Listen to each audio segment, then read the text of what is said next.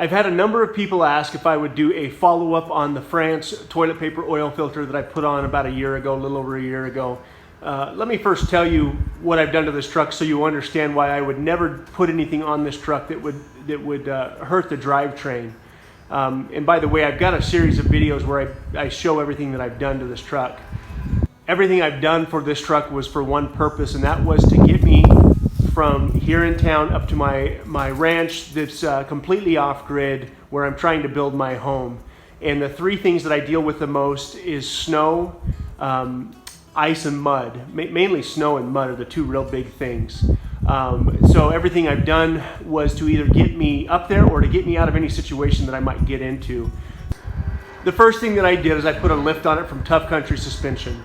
And I put the best lift that I could find, and this lift is one of the smoothest riding lifts for this truck that I could find. Tough Country's got a great name in the industry. They also happen to be about 3 hours away from me, so I went with Tough Country and put a 4-inch lift on the truck. So after putting that lift on the truck, I put a iron cross bumper that would accept the Warn Xeon 10 10,000 pound winch. I got stuck about 3 years ago up there, and thank goodness somebody eventually came by, but I was stuck for about 4 hours, and all I needed was a good winch to get me out, and I didn't have it. I had a come along, I had a chain, and it just wasn't enough, so I have since put this Warn Xeon 10 winch on my truck. I also put the black oak LEDs. I recessed them into the bumper. I had to kind of work hard to do that. I may actually redo that at some point down the road. I'm not crazy with the angle in which they point.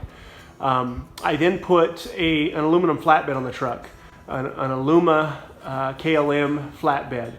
I then put a set of Pro Comp 35-inch tires on it.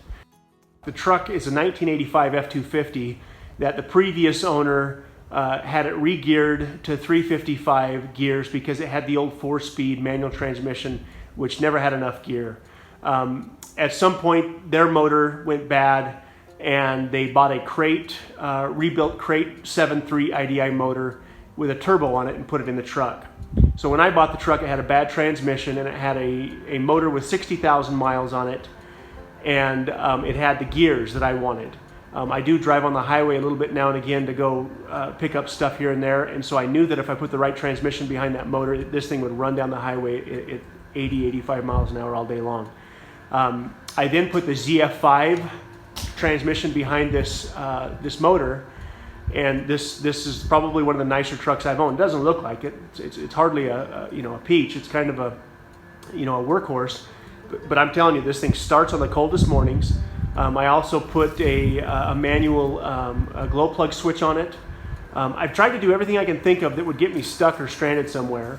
On the coldest morning, this thing always starts. I cycle that glow plug a couple times, and I've never had issues with it. I put a 45-gallon auxiliary fuel tank, which is tied into the rear fuel tank, so I still have the front fuel tank, and I have the rear fuel tank that I can, or the bed tank, that I can use to fill up my backhoe or anything else that might need diesel.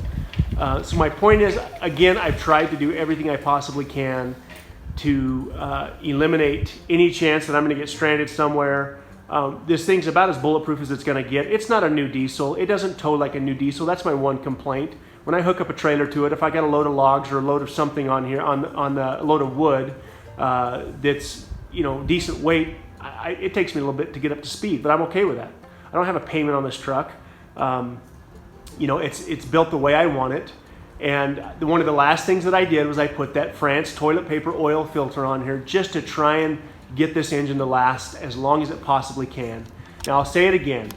The two things that wear out a motor fast is dirty oil and oftentimes acidity in the oil or water in the oil. Now the France toilet paper oil filter there's two types of filters that will work with it. The company makes a sediment filter that will remove the acidity and the water, whereas just a general roll of toilet paper will not. But that toilet paper does not break down. I don't even look at the original video very often because most of the comments are pretty stupid, and I don't want to acknowledge the dumb comments. But the facts remain, and the studies showed that when the oil was tested, that the results came back better than just about any other oil filter out there. Even the AMS oil filters, it works. Okay, the bottom line is it works. So I change the toilet paper out every 4,000 miles. I've used both the element that the company makes, and I've also used 1,000-ply toilet paper. And the end result is I put 4 to 5,000 miles on it. I change the oil, I add a quart of oil to it, and I've had no issues. Okay, it cleans that carbon right out of the oil. You can almost see a difference in it. And you know, the only thing I will say is this engine has a small leak around the pan, and the only way to change it properly is to pull the motor. One of the poor designs, in my opinion, on this motor. And I've never done that. I've never fixed that oil leak. So I probably lose a quart of oil over a year. So one might say that I'm adding some new oil in there from time to time, but it is what it is. The thing works. The thing runs great. I'm about to put a new set of wheels on my truck because the wheels that I have on it right now are too narrow and it rubs the leaf springs, and I just picked up an older set of weld wheels that I'm going to clean up, try and paint, try and make look halfway decent. My point is I love the truck. Someday, maybe when I get the road up there improved well enough to where I'm not worried about rubbing this thing up against trees, maybe I'll do the body work on it and paint it, but probably not. I don't care about the body. I do care about the drivetrain. I do care about the axles. I do care about how it handles. And so therefore, putting a toilet paper oil filter on as a bypass filter and cleaning that oil to ensure the longevity of this motor is all that I'm after. I drive this thing every day. I put thousands of miles on it a month, and probably, you know, I've had no issues with that filter. It doesn't leak. You know, I get nothing but positive things to say about it.